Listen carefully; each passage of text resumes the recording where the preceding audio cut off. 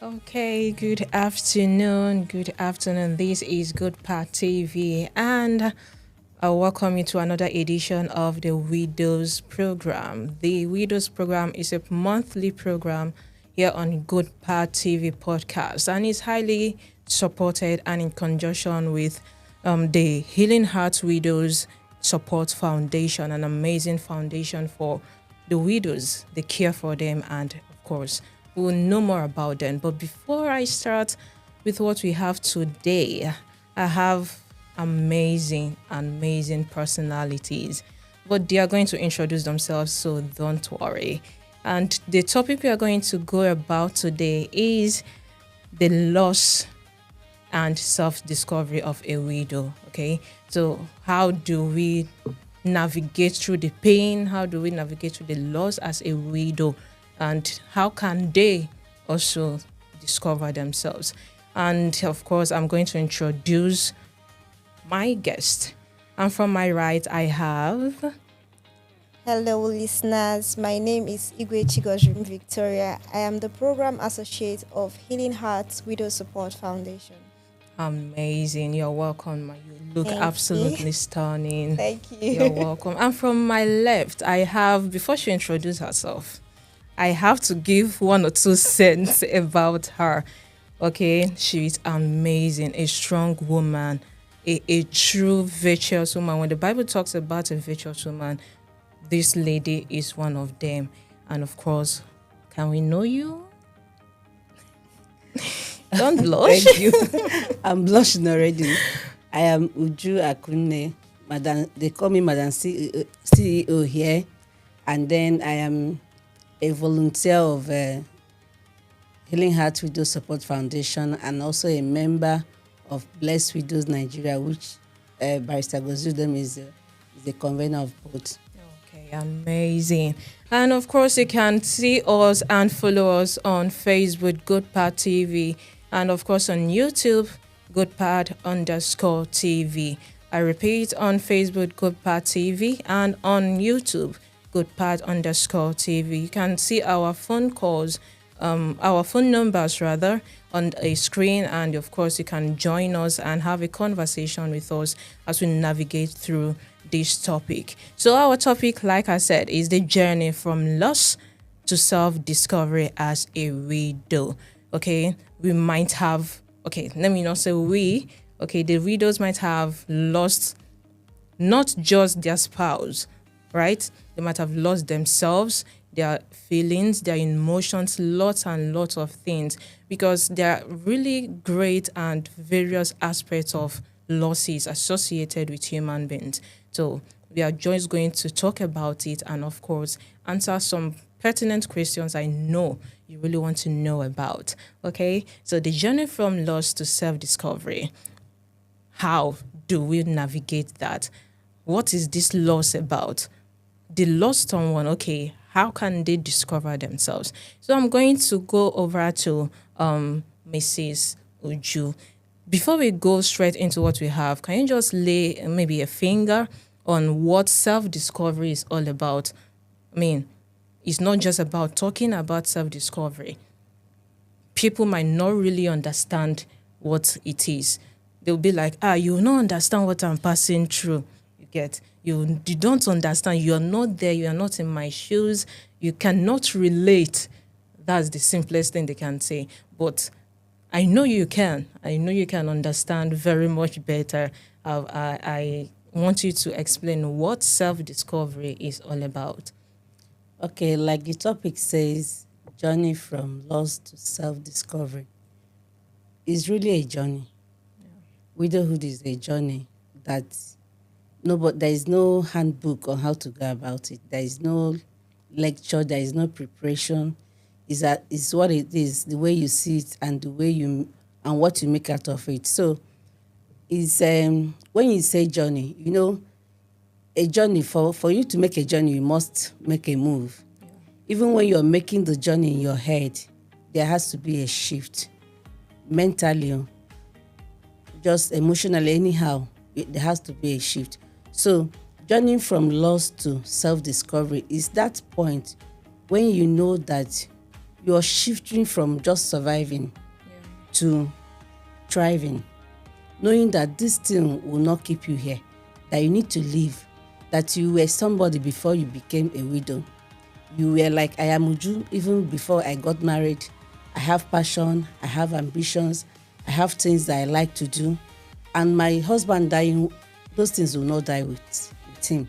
So I'll have to like pick myself up and then try to, instead of just surviving or having people to just have sympathy over you, doing pity party and all that, you just brace yourself up and start thriving and start recovering yourself once again.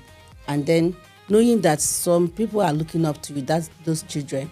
So you need to step up and step out. Okay, I got something that you said. It's not just about striving, but you have to thrive, because you are something before whatever losses came. You are a woman with a vision, a woman with dreams and aspirations. So it shouldn't just go. We are not against you not, crying over the loss, but come on, you have something before something happened. And of course, you need to go back to it. Come back to you, Mrs. Uju. But before then, I want you to explain, what do you think, or what can you say healing is? Because I believe that before self-discovery, one must start the process of healing. Yeah. So can you explain to us what healing is all about? Okay. In my own opinion, of course, I'm not a widow, I'm not even married. But I know that I've gone through grief. I think it was in my first year. I had this, well, they've been like family for a very long time. So this young man, very talented, musically good and all of that. And I dreamt where he died and all of that. I told him. And then I prayed. And normally, once I pray, all of those things will just go away. But I was in school and then I got this call that this guy died. And the pain wasn't here. It was so painful that my matric was that week. I had to leave school and come home, like pray. I even almost missed my own matric. At some point, will I say I was offended at God, because I didn't understand. I prayed. God, I prayed.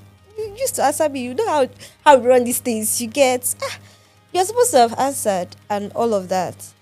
But at some point, I knew that there is no person that can ever heal your heart from pain other than God. So I actually had to take deliberate steps to like praying, okay, Lord, this is the whole situation. I just laid it all out. I laid out my cards, like we say. I laid it all out to him and asked him to help me heal. That was the journey. That was how I started healing from that hurt. I knew that I could pray and then God would still answer, even though I don't have all the whole picture. But God knows, and in his sovereignty, he does what he wills. So that was a first step to my having to heal. And I look back over these years and I know that the pain isn't as much as it was. I remember it and I'm paying a bit, but the strength to go through every day is there. Okay, thank you so much. Of course, ma'am.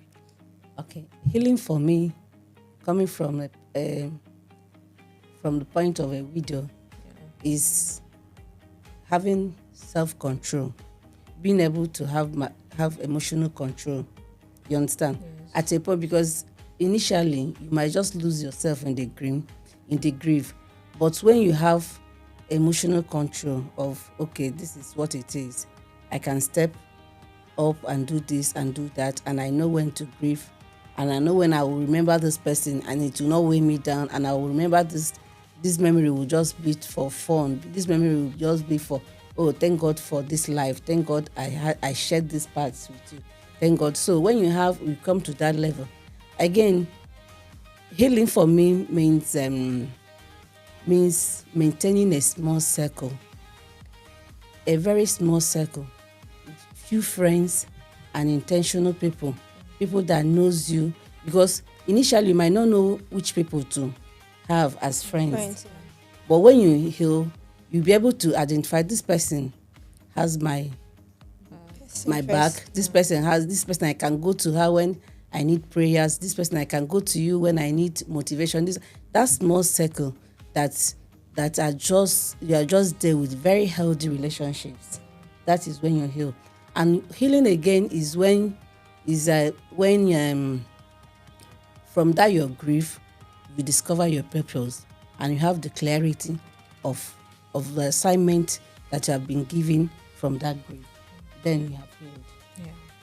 Okay. Oh my God, that was really, really amazing. Trust me, that was amazing. And I'll also ask you, right? How did your grief personally? Now you're talking from experience. How did you overcome?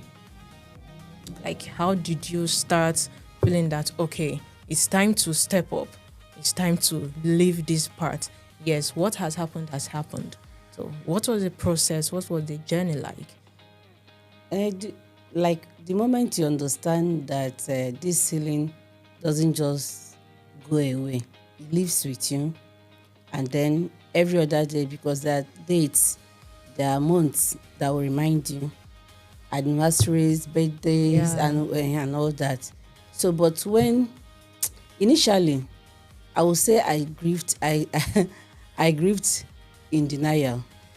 But I will not advise anybody to grieve like that, because first of all, you'll be like, sometimes you pretend like you're strong just so that others will not see you. You understand. So like my husband is, I will say that he's among the junior ones in their family. In a family of about 9, he's the 7th and the last male child. So if they were to be to select, he will be the last to be selected.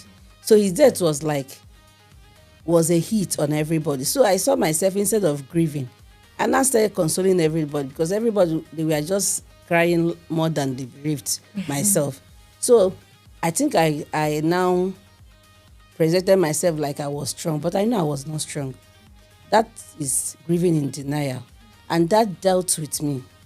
When I was grieving in denial, that was how up to today I'm hypertensive, because you want to show people that you're strong, so they will not feel like, will you be able to survive this? But when I enter inside my closet, I will cry and I'll come out and shine my eye and start joking and every other thing. But I know better. It's okay to grieve. There is nothing wrong about grieving. You just grieve normal, and then when you cry, you look at it. But me, I was just doing like which didn't help me. So the thing extended the grief for me. It was like about 5 years that I started recovering myself. You understand? Yeah. I started recovering myself, and this platform also helped me. Healing Hearts.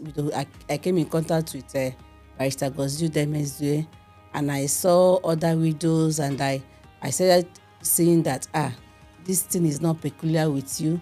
There are people that you are better off, and since then you can come out and share your own experience, and people will come out and share their own experience, and from there I got a permanent healing, because now it's not as if I don't remember my husband, but I remember him in a good light. Like even in my house, sometimes my children will say, Daddy would say. We are not saying Daddy because they are in a bad place or because they want to cry, but they are referring, that, okay, these children have also healed, for them to refer to him and still be sound. So healing, I will not advise anybody to heal the way I did or grieve the way I did, because it took me a longer time to realize that, okay, you shouldn't max this thing. You should come out of your shell and then grieve and then heal at once. But most people are lucky, because if you are able to get in contact with support groups early enough, you understand, they will just taking the baby step one at a time, and that's why you see widows today. Today your husband is dead, next month you are back to your business. But before now, people will just be chattered, and starting all over again is always hard. It's difficult. Trust me, it's difficult. Not just about the widows, life in general, Yeah. starting all over is very difficult. So I want to ask you, you made mention of a particular grief that you experienced. So since you are not a widow, okay, so I would like to put it this way. What do you think are the lies that widows give to themselves to feel good? Like the lies they believe about themselves. Okay, like mommy said, I think living in denial, Yes. that's just one thing. I think it helps where you know that your mind has already processed that this happened. I think abroad also, even in Nigeria, once someone is declared missing, they don't say that the person is dead yet Yeah. until a dead body has been seen. So I think I realized that the reason why they do that is so that your mind sees, okay, this person is motionless, like this person has died. Your mind starts to process it. Okay, you look at, okay, this person is no longer here with us. It helps you in a way. At least you are seeing, okay, this person is not there. You're not expecting him to walk in at any point in time. You just know. I think just tell yourself the truth. Okay, this is what has happened. How do I go from here? What is the next step? Because once you start living in denial, my dear, you even start hallucinating. And it's not just for widows, oh. For people that have gone through grief in their life, you start seeing things that are not there. You start people will be wondering, like, is this person Okay. are you okay? So not living in denial is I believe in denial is one lie that people widows tell themselves. And then another thing is that this grief will never end. It ends. That's just one thing. The pain will end. You will find a way to mitigate it. There are people that have lost not just their husband, they've lost millions. You've heard people down, their businesses, everything will just go down in one fell swoop.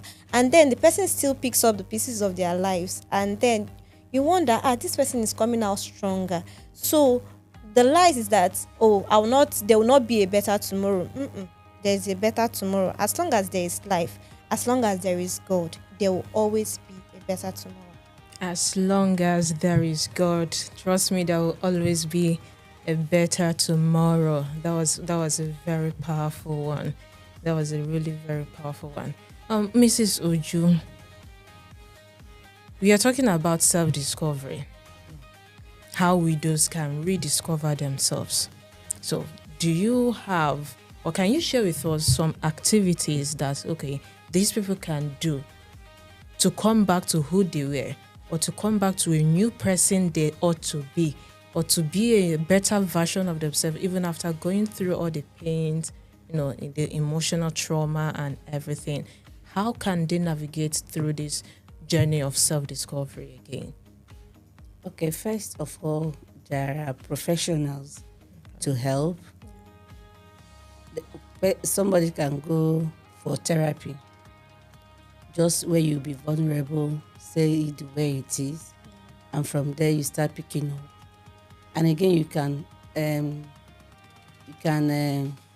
because sometimes if you're relating your experience with somebody that doesn't have an experience, some people are just professionals.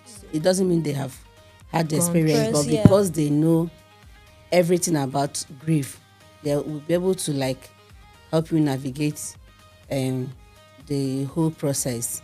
And then again, because sometimes when you trust families, they don't feel what you feel.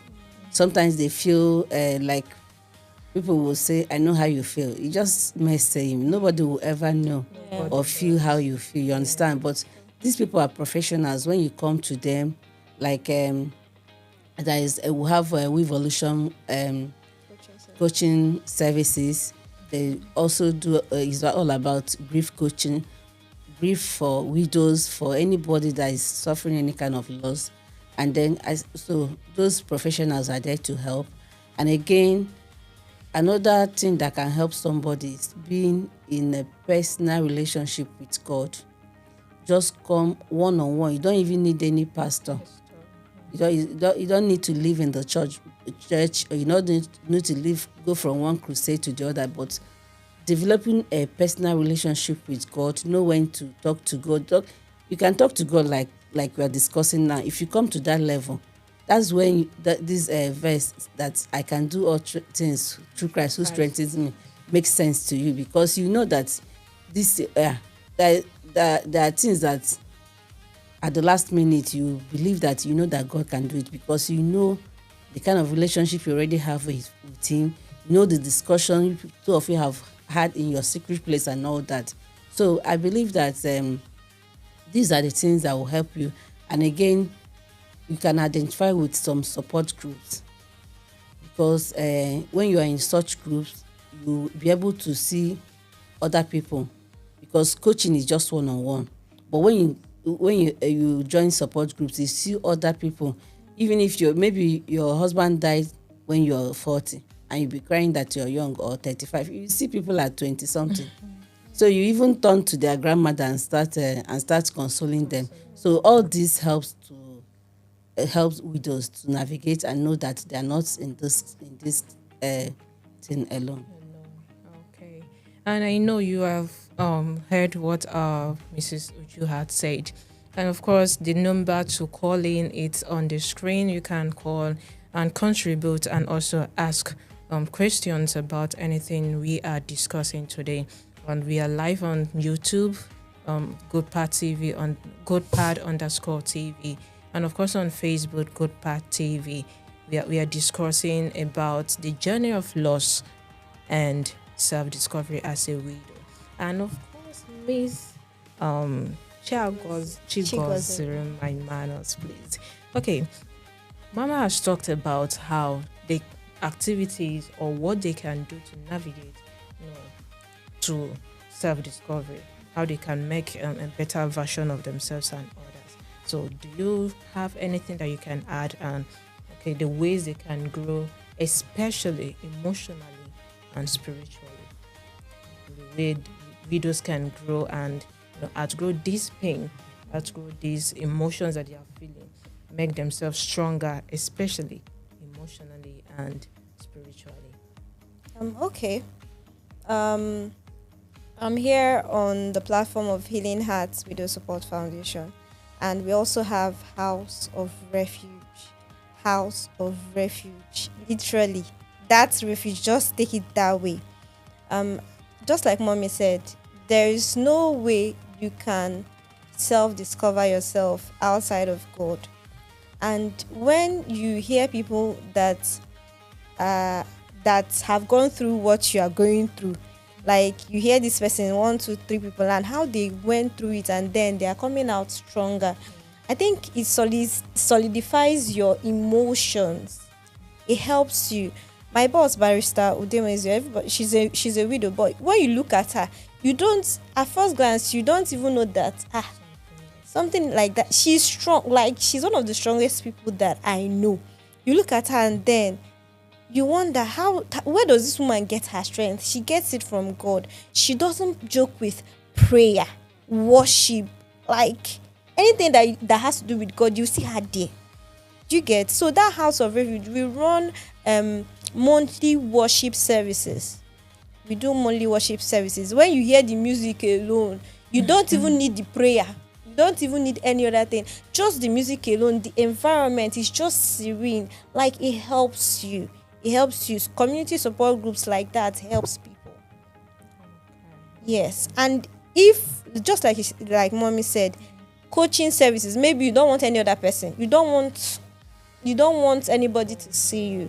Because she's been in a place of pain, she has gone through it. She's someone, just like the Bible will say that Jesus is an effective high priest, because he has gone through what we have gone through. So as she has gone through it, she's in a better position to help you go through this gift. This is how what I did. And I tell you, once you go through these things, either as a coaching service or you come for fellowship, you worship with us, you will see that your life, your emotions will change. You said emotions and what again? Spiritually. And spiritually. Read your Bible, pray. read your Bible, pray, talk to people. Actually, talk to people. I think it was in my year one abi wetin. I was doing. I wasn't really doing. I've been brilliant all my life, but year one, I was always on my own. Nobody should talk to me. I don't want help from anybody. Blah blah blah. But the department I was in, if you don't ask questions, God will help you. So I learned in my year two to start asking questions. I will carry my book, help me, oh, help me. If you don't understand anything in the Bible, okay, this is what I'm facing at this particular point in time. And I read so and so thing. How do I navigate it? Ask your pastors, ask spiritual leaders, ask questions. Once you're asking questions, God will surely bring people to you. And if you're listening to this, you're seeing us, we are answers. If you have questions, just call in, ask us. If we don't know it, we can actually refer you to someone who knows better. Thank you. Okay, thank you so much. And before you, okay, you said we should ask questions and all that. Yes. So, as a person or as a widow, let me use that word. Okay, they are going for, let's call it a mentorship class. So, is there any? Let me use something like any special thing about this mentorship for widows, like you're going for mentorship. Mentorship is when someone is guiding you and talking about. So as widows, it's not just a normal thing that somebody can just go to anybody and talk to anybody, or they really need the mentorship role in their lives. It's special. Okay. It is special. Once you are going out of your comfort zone, that's you want to do a deliberate helping of yourself. That's what mentorship. You just want someone to guide you through this whole process. It is special. It is very, very special. Okay. Yes. Thank you so much. All right, you've heard everything from Miss Chigozurim, that mentorship, asking questions, talking to people that matter, and also joining support groups, just like Mrs. Uju said also. It's really important and special.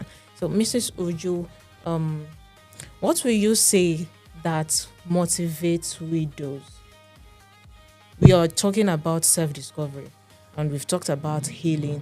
We've also talked about, the activities that they can do. So, you've been in that position where you felt bad, you felt down, you were grieving.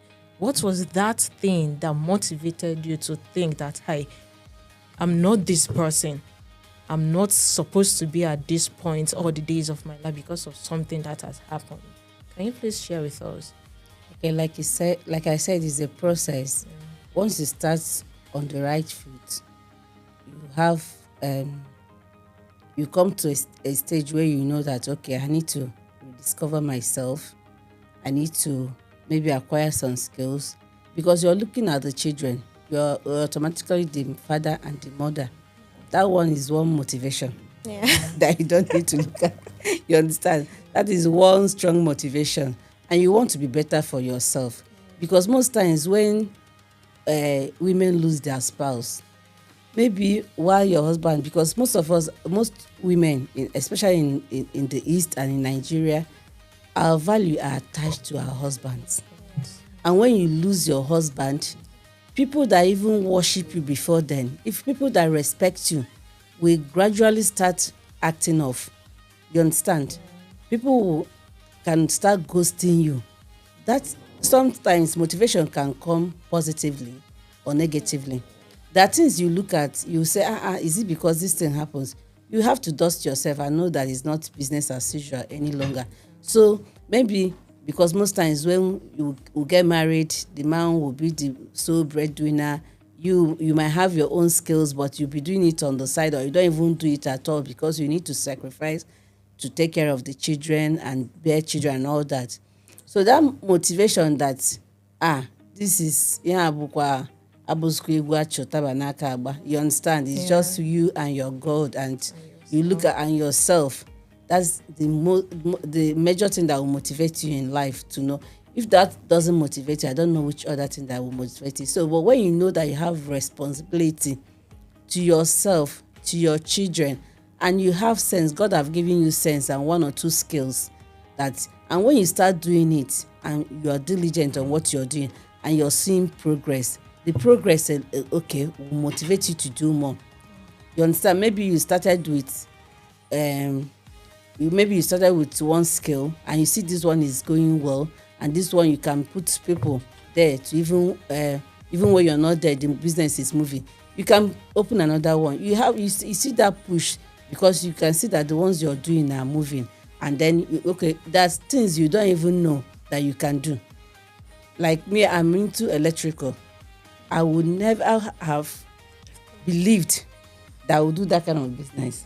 You understand? Because it's a male dominated because while my husband was, I wasn't doing much, but I've always liked my own money. You understand? I've done business on the side. I've done jewelries. I've done women clothing, and then I've sold gold. But when my husband died, I know I've never done well with women, because women, we are own problems. You understand? So I now said I wasn't going to do any business that is just women will be my customers, because when most of them will owe you. In fact, you make more enemies than friends when you are doing that kind of business. You understand? Yeah. So I now said, my husband was into electronics, and I tilted because I was moving from another place to Enugu. I had to do market survey work I can do here, and I went into electrical, because I know that this is not a business that a woman will come, give me 1 yard of lace, give me 2 yards, tomorrow I'll come to your house to you understand, to check to ask you for my money, and you now go outside and say she came to look for my husband, and you won't tell the person that it was you that was owing me. You understand? So there are things you sit down and say, okay, do you want things to be like this, or do you want it to be like that? When you want to create a niche for yourself and you say, okay, this is what I want to do because I want my respect. You understand? Yeah. And you do it and you see that it's moving. That's success is motivation. Yeah. And hunger is also motivation. So it depends on what is motivating. True. Depends on what is motivating you. So choose your motivation. Yeah. Well, do you want success or do you want hunger to keep motivating you? So Mrs. Uju, I'm still on you, and this title of widowhood, people are really not comfortable when someone tells them you're a widow. Yeah, they can't a widow when you're a widow. Yeah. So widow is not a title that you attach to somebody's name. You understand? Just like I plague, it's not. I'm not a leprosy. I don't know what is, because why people avoid that word widow is when you allow that word to define you. Once you don't allow that word to define you, because you're free to remarry. You understand? So whoever that is thinking that calling somebody a widow is a kind of degrading or something, doesn't even add up. Just like I said, you don't cause, okay, see that guy, unless you need to explain something, is different than just attaching to somebody's name. Those that are married, do you always call yourself Mrs.? You just go by your name. So you understand? So it depends on the where it's coming from. If it's coming from somebody that wants to put you down, then I will say that it's not right. But if it's coming to somebody just want to explain this woman is a widow and all that, I don't see anything bad about it. It's just a change of status. So you've heard from Mrs. Uju, it's just a change of status, not a change of your life, not a change of your destiny. It's a change of the title or the status that you have before. Okay, Ms. Chigozirim. Okay, what challenges do you think widows face in the social settings? Like on the norms, you might have seen some things that would be like, is it because she's a widow? Why is she facing this kind of problems? And you're feeling like, God, please, don't allow such things to happen to me. So what are those challenges that you think that they go through? Yeah. Well, there are plenty.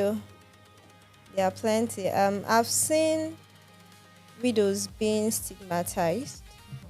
I've seen them being oppressed, especially when she probably doesn't have male children, or maybe her children are small. There's no defender, or for some reason the woman can't stand up for herself. She's quite timid, she's afraid of her husband's people, and then her in-laws just want to deal with her. So I've seen things, and then I've seen that stigmatization. Some women whose husbands are still alive, they don't really want the women to come close. So it's as if I don't want you contaminating with. But it's bad. It's bad because if you were just check it, if you were in that person's position, how would you feel if you are treated that way? Like, because the world goes round like this. You might be stigmatizing someone in this area, and then there are areas where other people are also stigmatizing you, because you can't have it all. You can't have it all. So I've seen stigma. People treat widows as if they are not worthy to be loved. In fact, they are meant to look a certain way, look withered, look haggard, don't even take care of yourself, always look demure. So that they'll pity you. Yes, I've seen plenty. So there is also this issue of disinheritance, Yeah. especially when the person refuses to be inherited. Yeah. You understand Yes. that? Yes. When they refuse to be inherited, they suffer this disinheritance, and especially when you don't have a male children. Like even now, you see people that have male children that are still fighting True. Yeah, the truly. property True. because you refuse to succumb to whatever demand they made of you. And there is other harassment and abuse. As a widow, once they know that you don't have a man backing you up, you can't even get a house without needing somebody to follow you and follow go you. and stand in as maybe a brother or a friend or a brother, or sometimes you even use somebody to go and fake that this person is your husband. Or some widows can even just to go and get a place to live, they will lie that their husband is abroad and all that, because some people will tell you outrightly that I don't want a widow in my house. I don't know Wow. why. And there is on harassment and the abuse. There is also a case of when you go to even relations for help, they will want to sleep with you before they do that. So it's bad. I don't know when you're doing that, you know you're a man, you have a wife, you have a daughter, you don't think about tomorrow that this might, what goes around comes around. So I think we should do better as a society and comfort widows and support them and not harass them. Okay, so comfort widows. I mean, they are not the cause of the pain that they are going through. So what's the point of just demeaning them, denying them of their inheritance? If they give birth to 5 girls, they are not God to put the boy into their belly. So it's not in your place as a human, as a fellow human, to really dehumanize them because they did not do something, or they didn't do something to maybe take the life of their spouse. Okay, it's not their fault. This is life. People go, people come. So it's very important that you also treat them the way you would have treated them if their husband was alive. Treat them well and do everything you know you can do to them. Okay, so how can widows rebuild their confidence? We are still on the journey of self-discovery, and before you discover yourself, you have to heal. We've talked about healing and the processes and activities we can go through to heal. So this confidence most times will be like segregating themselves. I don't want to show myself. What am I even going to say? I don't have a man backing me up. My husband is not there. So what is it I'm going to talk about?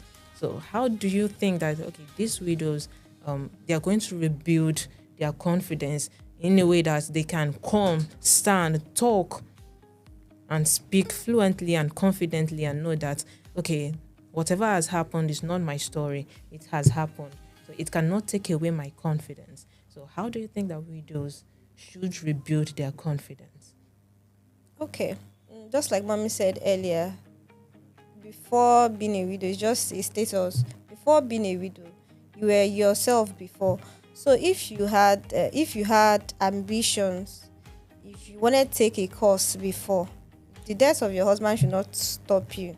I think my boss was saying the other day that when her husband died, she went on a runway in Paris and then she In walked Dubai. in Dubai. I was like, you're strong. When she was sharing it, I was like, you're strong. She didn't let it weigh her down.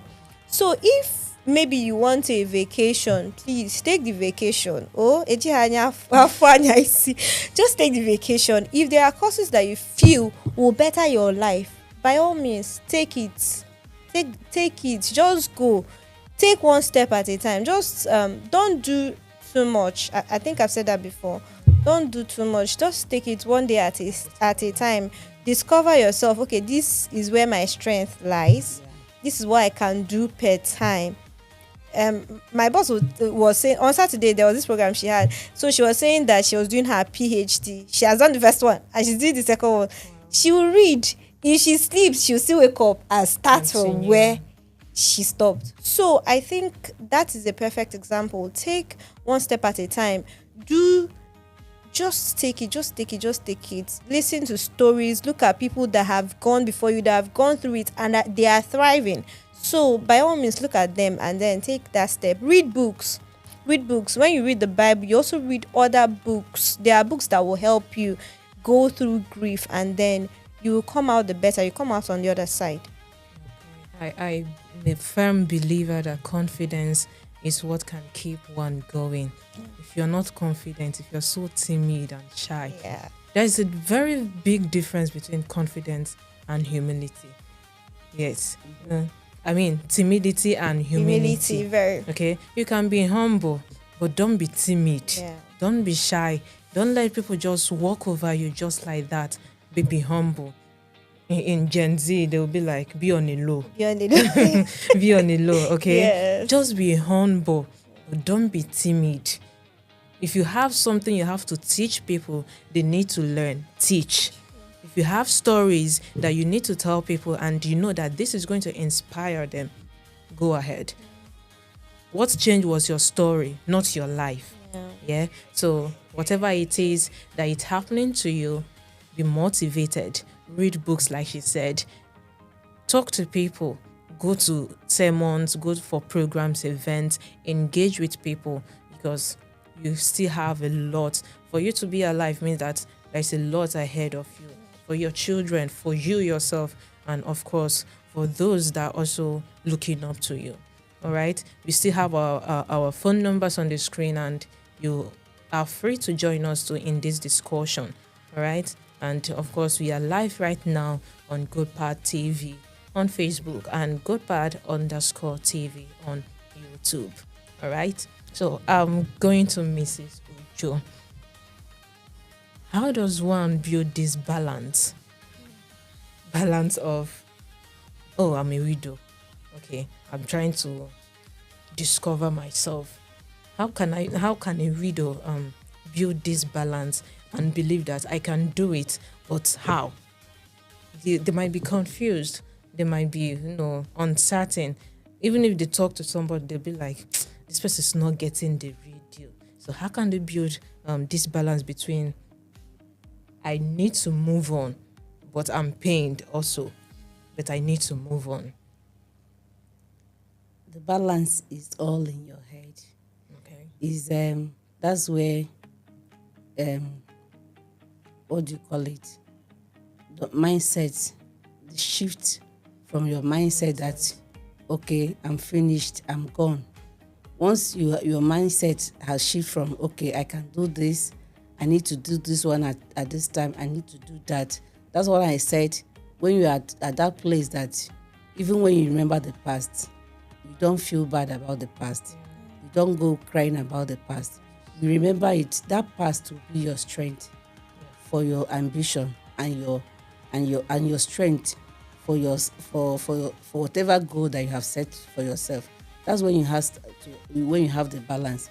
Because sometimes I know the balance is quite important, because some people face that money. Okay, I need to train my children in school. I need them to go to school. And you leave these children on their own, and they'll pick all the bad characters. You leave them for strangers to train them.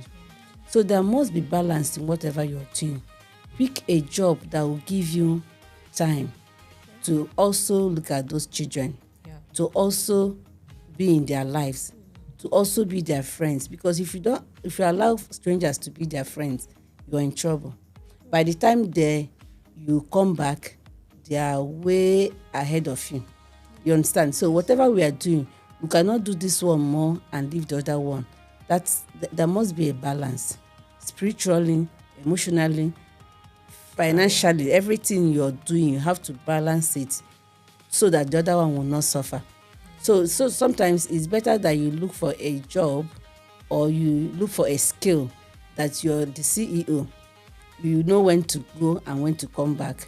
Not like I will not advise a young widow to pick up a banking job unless you have a solid family backing, like you have your siblings that will be there and all that.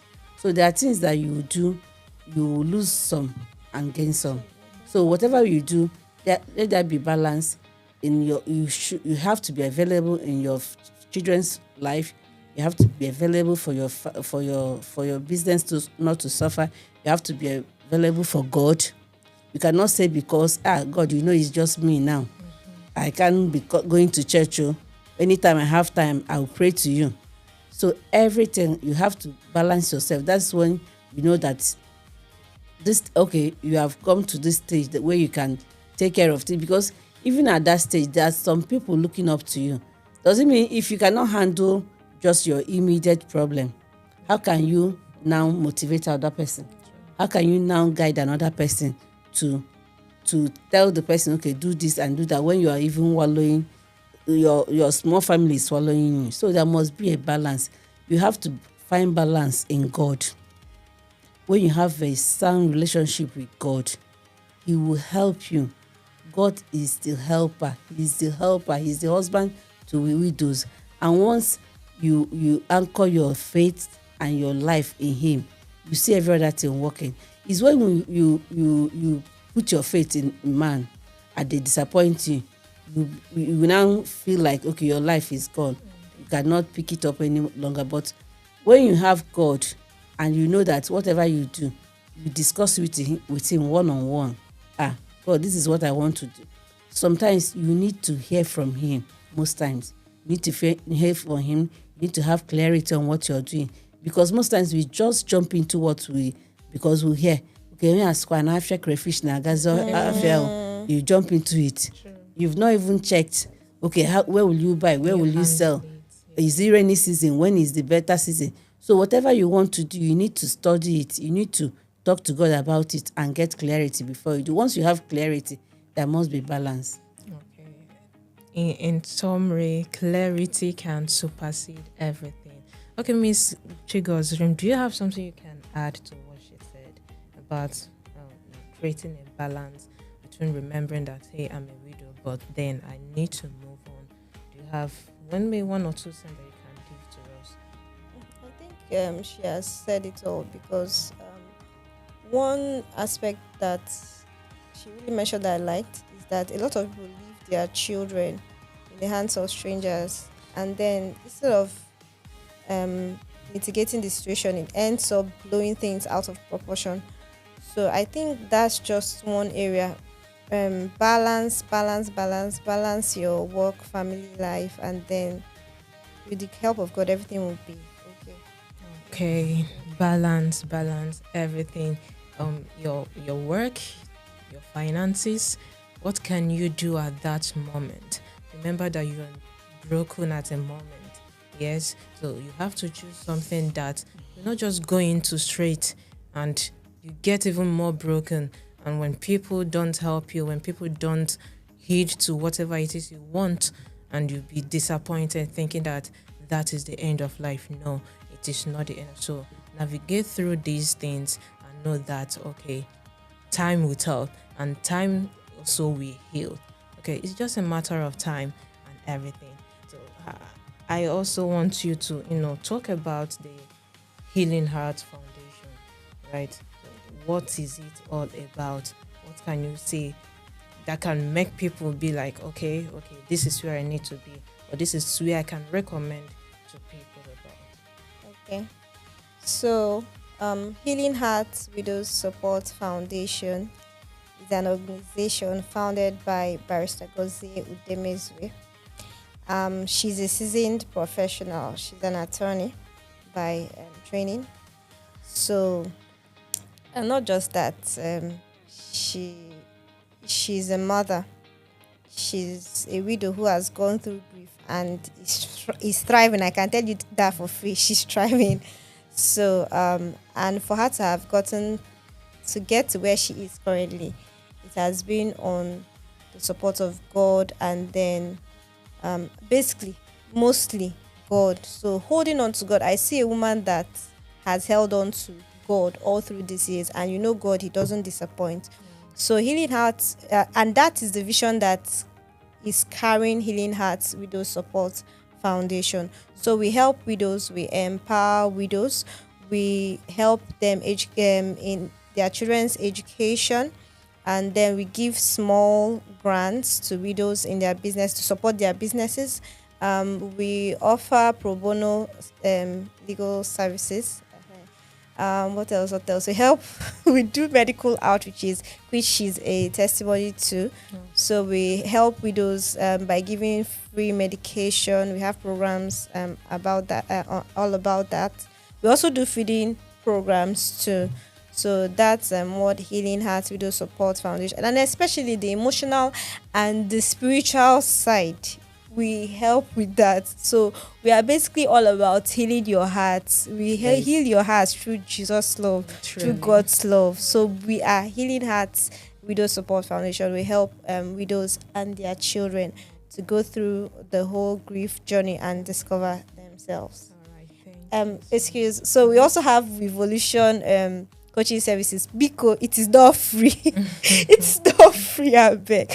There's a fee to pay for the coaching services. So if you want, you can come over to Healing Hearts Widows Support Foundation. The Healing Heart Support Foundation. Mrs. Suju, I know you are a very full member of Healing Hearts Support Foundation, but I want you to also share personally, aside from the foundation, how they support widows. What do you think how can you tell others to support the widows? They are not just about the foundation. Maybe the people living in the house, the family, the relatives. We talked about the challenges that people or widows go through. So what can you say, or can you just share a word about how people should treat or support the widows? Okay, I would like to plead with the society to please be kind to widows. Support is not just about money most times. Support is about being there. Just being there, your presence alone, showing the person that you care, that you understand, give a listening ear, not being judgmental. These are ways you can support a widow.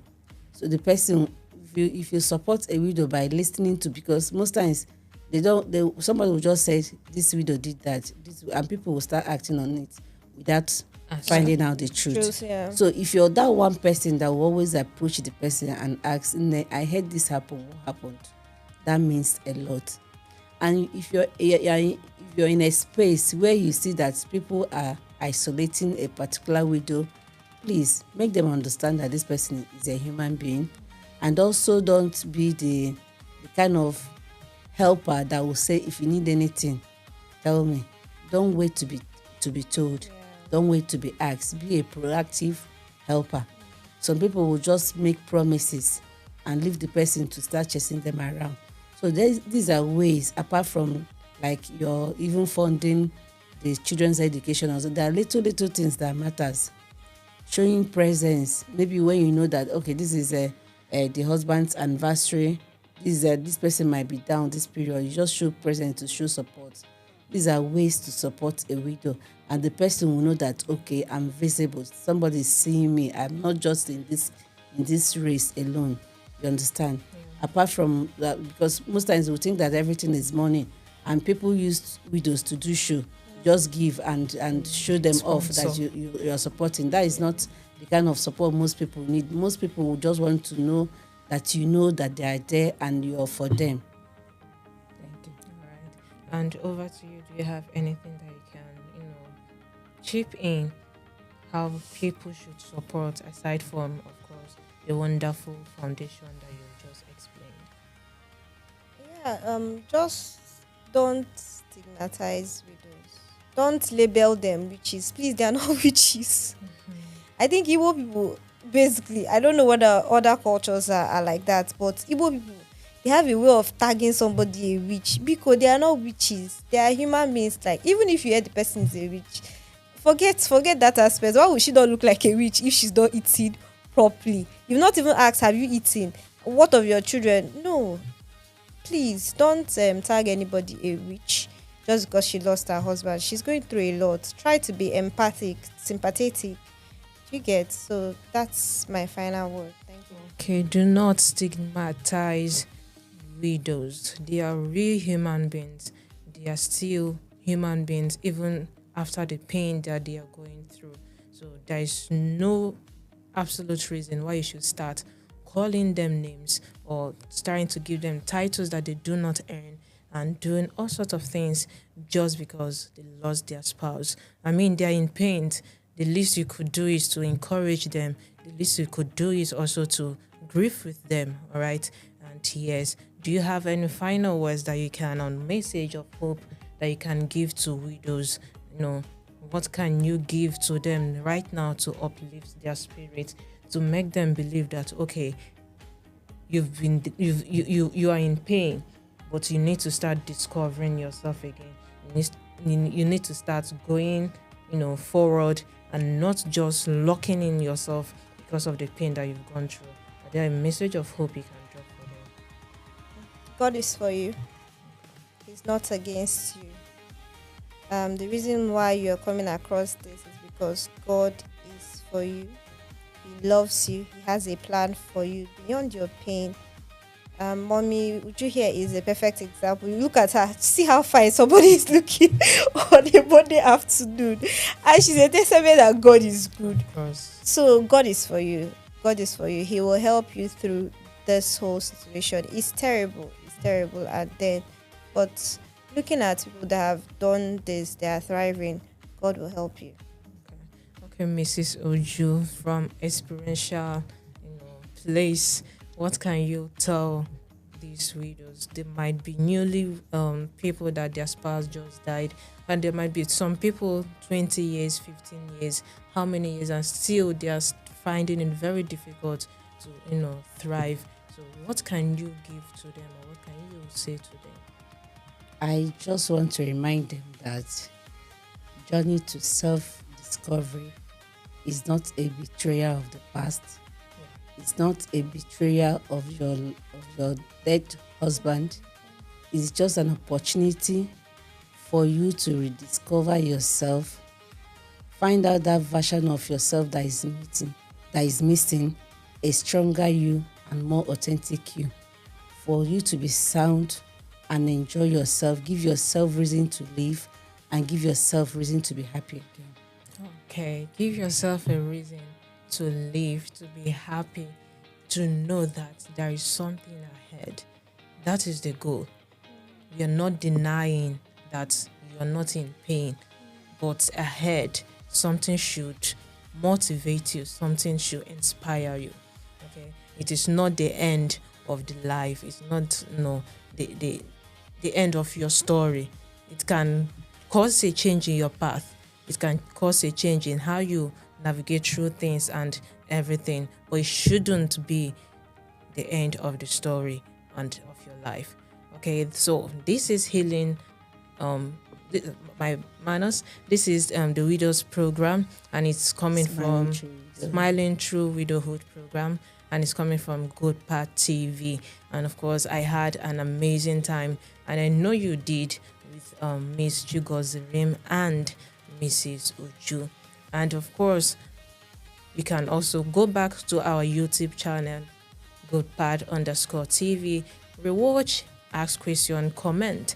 And of course, our Facebook, you can go back, rewatch, share with your friends and families, and share with anybody you deem fit that requires this program. It is a wonderful program. And of course, we are coming back here next month. It is a monthly series where we come talk about things that bother us and things that bother the widows especially. And I know you're not going to regret having such a wonderful time with us. And I urge you, please be kind to everyone, not just the widows. Kindness is not segregative. Kindness doesn't need a particular people that you should have to show it to. Kindness is for everyone. And of course, the widows are in pain. Treat them right. Do things that you know that they need. Emotionally support them, spiritually support them. Give them a helping hand, not just financially. Some do not need just the finances. They need hands and they need ears that will listen to them when they cry. And they need someone that will tell them, hey, it's okay. Let's just go forward. And I know if you're a widow there, I am encouraging you. Stay strong. Miss Chigozim here has already told you that God is with you. And I am in full support of that because God got your back. Okay, thank you so much. I am the unique Ruth, and I thank you so much for having a wonderful time with us today. Good afternoon.